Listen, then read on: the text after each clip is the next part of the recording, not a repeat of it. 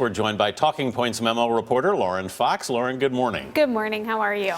Good. Tell me where you think we are at this point with the Democrats starting to look like one big happy family when like a week or so ago we weren't so sure. And the Republicans, you've got Mitt Romney saying he's not going to vote for the Republican or the Democrat and all the disarray there. How much, if there's an advantage here to the Democrats, how big do you think it is at this point? Well, I certainly think that unity is a huge advantage, especially when you look at who might be stumping for Hillary Clinton in a general election. You have surrogates like President Obama who are going to be out in swing states campaigning for her in the final weeks of the campaign and months leading into it. I think that Republicans have a long way to go before you see a bunch of Republican leadership out on the stump campaigning for Donald Trump. There's still a lot of trust missing there. I want to ask you about Elizabeth Warren with that strong sound we just heard there in Juliana's story.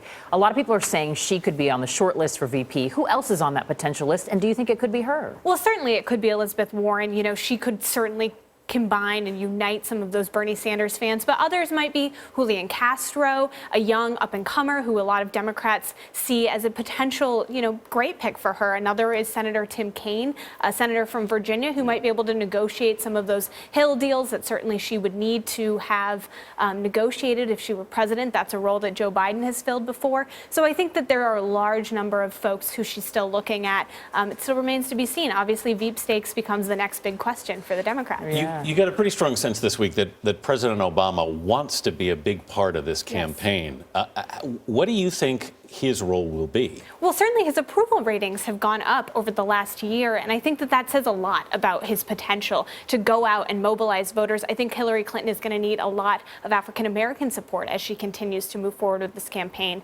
especially somewhere like Ohio, which is going to be really a clinching swing state for this nomination, somewhere Donald Trump wants to play. So I think he's going to play a huge role, and I think that their relationship, their ability to unite over the last 8 years has really made a big difference in his ability to be a great surrogate for her. Well, you mentioned support. I think a lot of people are now kind of wondering what Bernie's overall goal is. He said he's staying in this race. Yeah. He wants to work with Hillary Clinton, though. Do you think his followers will follow her? Well, I certainly think that a lot of the polling that we've seen shows that, upwards of 70% of them are going to eventually support Hillary Clinton. There's going to be some detractors, and there are going to be some people who go out and support Donald Trump.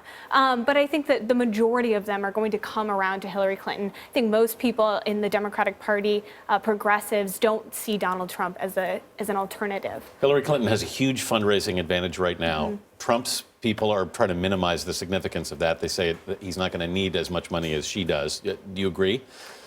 I think that it's a really tough question.